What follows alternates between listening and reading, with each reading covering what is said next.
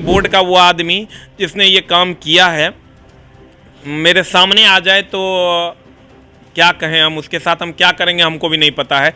कितना मारेंगे जो वो सोच भी नहीं सकता है। कहीं ना कहीं से बच्चों के साथ अन्याय है। आप बच्चों के सवाल जब आप सुने होंगे तो बच्चे सीधे कहते हैं कि हम सुसाइड कर लेंगे, हम ये कर लेंगे, हम वो कर लेंगे। हम कैसे उनके प्रश्नों का जवाब दें, क्या बोलें हम उसको? जिनका रिजल्ट हो गया वो ये ना सोचे कि ये मेरी लड़ाई नहीं है। जिनका रिजल्ट हो गया वो पढ़ाई भी करें, और आपको अगर सभी पोस्ट के लिए एलिजिबल होना है तो आपको ये लड़ाई भी लड़नी होगी। 3 पोस्ट का आप ही का जो कट ऑफ है उसको बच्चे ने पार किया, लेकिन 2 ही पोस्ट में उसका रिजल्ट है, 1 पोस्ट में नहीं दिखा रहा है। किसी बच्चे ने कट ऑफ को पार भी कर लिया फिर भी उसका किसी पोस्ट में रिजल्ट नहीं है। तो इन सब बातों पे रेलवे को जवाब देना होगा, और देना ही होगा। मनमानी तो एकदम नहीं चलेगी। आप अगर सोच रहे हैं कि हम मनमानी कर लेंगे तो वो नहीं चलेगी। नमस्कार, आप देख रहे हैं द इंडिया टॉप। मैं हूं आदेशपुरी। 14 जनवरी को एनटीपीसी का रिजल्ट घोषित किया गया, और आपको बताएं कि जो चयनित हैं वो खुश तो हैं ही, लेकिन अपने साथियों के साथ और रेलवे बोर्ड के ऐसी तरह से रिजल्ट देने से वो भी नाखुश हैं। इसके अलावा आपको बताएं कि जो कैंडिडेट सेलेक्ट नहीं हो पाए, 3 सालों से इस परीक्षा में लगे हुए थे, काफ़ी मायूस हैं। इसके झा सर के साथ हमने कॉलर प्रोग्राम किया था, उसके बाद से अभी तक लगातार फ़ोन आ रहे हैं कैंडिडेट्स के, और मैं परेशान हूं उनके कॉल से नहीं, बल्कि उनके द्वारा पूछे जाने वाले प्रश्नों से, क्योंकि उसका जवाब मेरे पास भी नहीं है। इसके झा सर ही हैं, इनसे ही बात करेंगे। रिजल्ट आए हुए 3-4 दिन हो गया, तो काफ़ी एनालिसिस हुआ होगा कि आखिर क्या दिक्कत रहा कि आज ऐसी स्थिति आ गई है। सर, क्या लगता है सर कि रोल नंबर से ही डाटा 7 लाख किया गया है, परीक्षार्थी 3 लाख ही बरकरार रखा गया है? सर देखिए, मेन मुद्दा ये है कि ऐसा नहीं है। बहुत बच्चे जिनका रिजल्ट हो गया उनको लगता है कि मेरे लिए तो ये पॉजिटिव है, लेकिन उनके लिए भी ये कहीं ना कहीं नुकसान का सौदा है। 10% बच्चों को अगर हम छोड़ दें तो जिनका सभी पोस्ट में रिजल्ट है उनके लिए फ़ायदे का सौदा हो सकता है, लेकिन जिनका 3 ही पोस्ट में है, जिनका 3 ही लेवल में है, 2 ही लेवल में है, उनके लिए तो ये एकदम घाटे का सौदा है। इसलिए कि आप समझिए कि अभी ही आप 2 लेवल से बाहर हो गए हैं। आपको शायद समझ में नहीं आ रहा है कि अभी आप जिस लेवल के लिए क्वालिफाई किए हैं आप उसी लेवल का एग्ज़ाम सिर्फ दे पाइएगा। और अगर जो पुरानी पद्धति थी उस पर अगर आता है रेलवे, तो आप 4 लेवल के लिए एलिजिबल हो पाइएगा। तो मेरे प्यारे बच्चों, जो 4 लेवल के लिए एलिजिबल हैं, 10% बच्चे हैं, उनके लिए तो फ़ायदा का सौदा है, लेकिन बाकी सभी बच्चों के लिए जो 3 या 2 या 1 लेवल के लिए क्वालिफाई हैं, उसके लिए कहीं ना कहीं घाटे का सौदा है। और बाकी बच्चों के लिए तो घाटे का सौदा है ही। बच्चे 3 साल से बड़े उम्मीद से पढ़ रहे थे। आप सोच के देखिए, 92 नंबर लाना क्या संभव है? आउट ऑफ 100 नॉर्मलाइज करके भी 92 लाना संभव नहीं है। आप समझिए कि कम से कम 75 नंबर 70 नंबर लाएगा तब जाके बच्चा का पीटी में रिजल्ट होता है। तो इसका मतलब मेंस में तो आप 100 में 100 लाएगा तब रिजल्ट होगा। और 3-3 साल से बच्चे परेशान हैं। एकदम समझिए कि बोर्ड का वो आदमी जिसने ये काम किया है मेरे सामने आ जाए तो क्या कहें, हम उसके साथ हम क्या करेंगे हमको भी नहीं पता है। कितना मारेंगे जो वो सोच भी नहीं सकता है। ये कहीं ना कहीं से बच्चों के साथ अन्याय है। आप बच्चों के सवाल जब आप सुने होंगे तो बच्चे सीधे कहते हैं कि हम सुसाइड कर लेंगे, हम ये कर लेंगे, हम वो कर लेंगे। हम कैसे उनके प्रश्नों का जवाब दें, क्या बोलें हम उसको? समझ में नहीं आता है कि क्या हम उनके प्रश्नों का जवाब दें। तो इसी सब को ध्यान में रखते हुए हम लोगों ने एक महा ट्विटर कैंपेन कल रखा है, कल यानी मंगलवार को। और मंगलवार को एक महा ट्विटर कैंपेन का अनाउंसमेंट हुआ है। आपको भी हम थंबनेल दे देंगे, वही थंबनेल सारे लोग यूज़ कर रहे हैं। और वो ट्विटर कैंपेन मंगलवार को 11 बजे से है। सारे लोग उसमें हिस्सा लीजिए। जिनका रिजल्ट हो गया वो ये ना सोचे कि ये मेरी लड़ाई नहीं है। जिनका रिजल्ट हो गया वो पढ़ाई भी करें, और आपको अगर सभी पोस्ट के लिए एलिजिबल होना है तो आपको ये लड़ाई भी लड़नी होगी। तो कहीं ना कहीं प्यारे बच्चों, इससे आप ही समझिए कि ऐसा नहीं है कि सारे के सारे सीट को फिलअप कर दिया जाएगा। अगर एक ही बच्चे का 3 जगह पर रिजल्ट होगा तो 1 सीट फिल होगा, और बाकी का 2 सीट सरकार खाली रखेगी, फिर उसको अगले इलेक्शन में यूज़ करेगी। तो कहीं ना कहीं सर, रेलवे भर्ती बोर्ड को इस पर संज्ञान लेना होगा, हर हाल में संज्ञान लेना होगा, नहीं तो हम लोग इस पर बहुत कड़े तरीके से इसका विरोध करने वाले हैं। सरकार से ये अनुरोध है कि आप इस पर संज्ञान लीजिए, और अभी बच्चों की बात को सुनिए। बच्चों के स्थिति को आप जब देखिएगा तो देखा नहीं जाता है, अब उससे कुछ कहा नहीं जाता है कि क्या बोलें हम उससे। आप देखिए, बच्चों की ये स्थिति है सर कि बच्चे अभी 6x3 के कमरे में उस तरीके से सोए हुए हैं। कुछ बच्चों ने 3 दिन से खाना नहीं खाया है। बहुत सारे बच्चे मेरे पास आए हैं, 3-3 दिन से उन्होंने खाना नहीं खाया है। क्या चाहते हैं आप? रेलवे भर्ती बोर्ड से हमारा नम्र निवेदन है कि आप रिजल्ट को रिवाइज कीजिए और बच्चों के लिए कुछ कीजिए, नहीं तो अब अगर बच्चे कहीं ना कहीं से इस तरह हतोत्साहित हुए तो आज का युवा बर्बाद हो जाएगा। और अगर आप उस युवा को बचाना चाहते हैं तो आपको हर हाल में रिवाइज रिजल्ट जारी करना होगा। आप 7 लाख स्टूडेंट का रिजल्ट दीजिए, 7 लाख रोल नंबर का रिजल्ट मत दीजिए। सर, नॉर्मलाइजेशन का मुद्दा जो है वो सभी छात्र बात कर रहे हैं।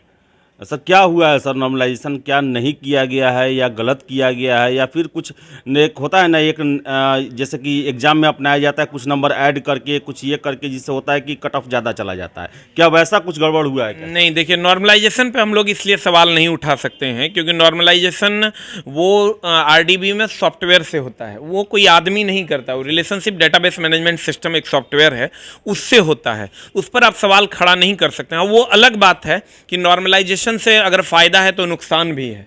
नॉर्मलाइजेशन से आप देखिएगा कि किसी खास क्वेश्चन को आप कंप्यूटर ये मान लेता है, अगर उसमें नंबर ऑफ अटेम्प्ट्स कम हुए हैं तो कंप्यूटर ये मान लेता है कि ये टफ क्वेश्चन होगा, जबकि हो सकता है वो क्वेश्चन लास्ट में हो, या हो सकता है उसको कुछ सीरियल वाइज होने के कारण वो क्वेश्चन बच्चा अटेम्प्ट नहीं कर पाए हो। बहुत सारी बातें हैं, इस पर अगर बात की जाएगा बहुत लंबी बात है। नॉर्मलाइजेशन कहीं ना कहीं से सर घेरे में है भी और नहीं भी है। सर, एक और चीज़ है सर, जैसा कि बातें कहा जा रहा है कि सर रिवाइज रिजल्ट दिया जाए, संशोधित किया जाए, तो क्या इसको ध्यान में रखते हुए 14 फरवरी का मेंस को सरकार को आगे के लिए टाल देना चाहिए जब तक इसका फैसला नहीं हो जाता है?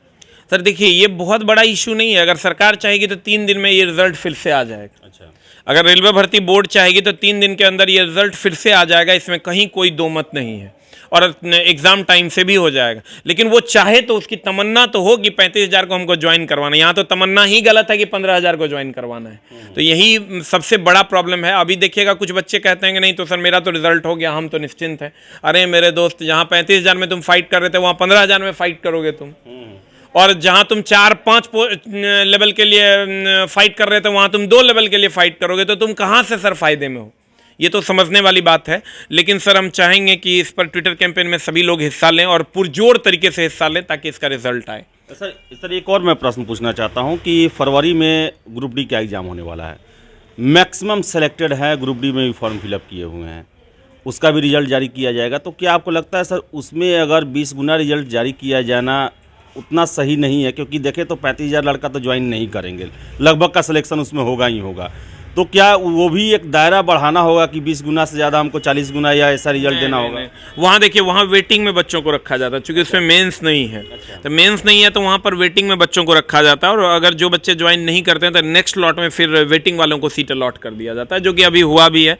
आरआरबी पटना ने या अन्य बोर्ड ने, आरआरबी ने ये किया भी है कि अन्य बच्चों को वो सीट फिर अलॉट कर दिया गया है, तो कहीं कोई प्रॉब्लम नहीं है उसमें। बहुत सारे बच्चे ग्रुप डी को लेकर के ग्रुप डी को भी सवाल के घेरे में रखते हैं, लेकिन ग्रुप डी कहीं से भी सवाल के घेरे में नहीं है। लेकिन ये बात है कि अब आपको पढ़ना पड़ेगा, अब आपका स्कोर बहुत हाई जाने वाला है सर, आपको बहुत ज़्यादा मैक्सिमम मार्क्स स्कोर करना होगा। आप वो कैसे करते हैं, क्या आपका इंस्ट्रूमेंट होगा, वो आपको डिसाइड करना होगा।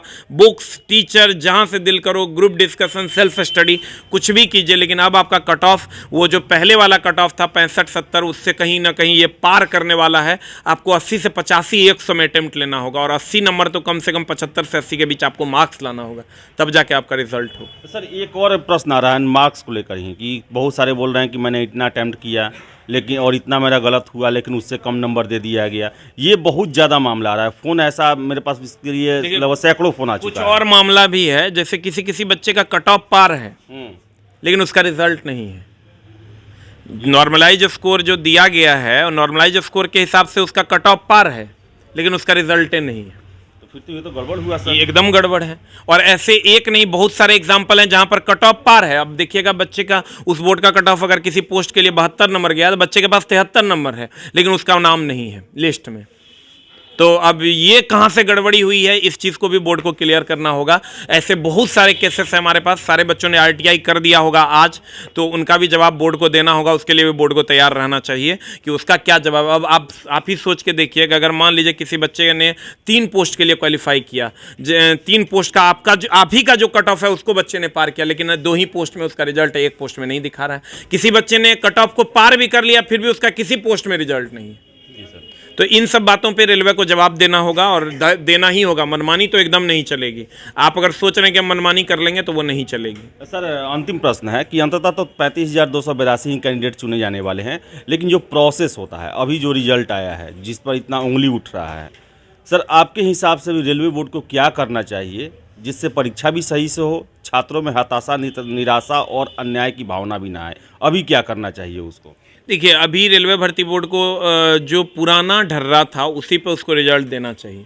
अभी आप 20 गुना रिजल्ट दे दीजिए, उसके बाद बच्चों को आप मेंस में लेवल वाइज जितना आपको लेना होगा उतना आप ले लीजिएगा। लेकिन अभी आप 7 लाख जो दिए हैं, 7.5 लाख रिजल्ट, आप 7.5 लाख रोल नंबर नहीं, 7.5 लाख स्टूडेंट का रिजल्ट दीजिए।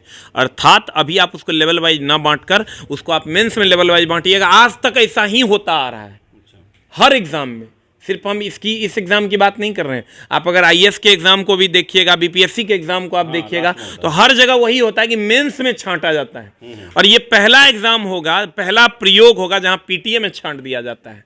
तो सर ये इसी प्रयोग को बंद करना होगा रेलवे को, नहीं तो बच्चे बहुत हतोत्साहित हैं। बाकी रेलवे भर्ती बोर्ड जाने कि आप इसके विरोध का कैसे सामना कीजिए। एक और बात उठ रहा है इसमें कि क्या एनटीपीसी निजीकरण का शिकार हो गया? क्या सरकार जो है 2018 में इतने सीटों का फैसला किया होगा, 21-22 तक आता है तो उनका मूड बदल गया क्या कि इतना ज़्यादा संख्या में हम भर्ती कर लेंगे सरकारी सेवक, जबकि हम तो पूरे व्यवस्था को प्राइवेटाइज कर रहे हैं? तो क्या उसी का शिकार तो नहीं हुआ कि सरकार अब जो है सर छुपे रूप से, डायरेक्टली तो नहीं कर सकती सीट घटाएंगे तो बवाल हो जाएगा, एक प्रोसेस में ऐसा कर दो कि जितना हम चाहते हैं उतने ही बच्चे आ पाएँ? देखिए, ये जो प्रोसेस है ये आज से पहले आप कभी नहीं सुने होंगे, किसी एग्जाम में पीटी में ऐसा नहीं होता है। लेकिन है क्या कि प्राइवेटाइजेशन एक मुद्दा है, इसमें कहीं कोई दो मत नहीं है। लेकिन आप इस समझिए कि प्राइवेटाइजेशन में भी बहुत सारे कंडीशंस हैं। मेरे बहुत सारे दोस्त हैं रेलवे में। रेलवे ने जब भी प्राइवेटाइजेशन की बात की है, उन्होंने ये कहा है कि सेफ्टी कैटेगरी में कोई प्राइवेटाइजेशन नहीं होगा। अगर सेफ्टी कैटेगरी में प्राइवेटाइजेशन होगा तो आप सोच के देखिए कि आप मान लीजिए कोई कंपनी चलाते हैं, तो आपको तो सारा क्राइटेरिया पता नहीं है, ना एक्सपीरियंस है, और आप गलत ड्राइवर, गलत जेई और गलत सिग्नल मेंटेनर आप चुन लेते हैं और तब जाके मामला गड़बड़ होता है, तो कहीं ना कहीं मामला गड़बड़ हो जाएगा।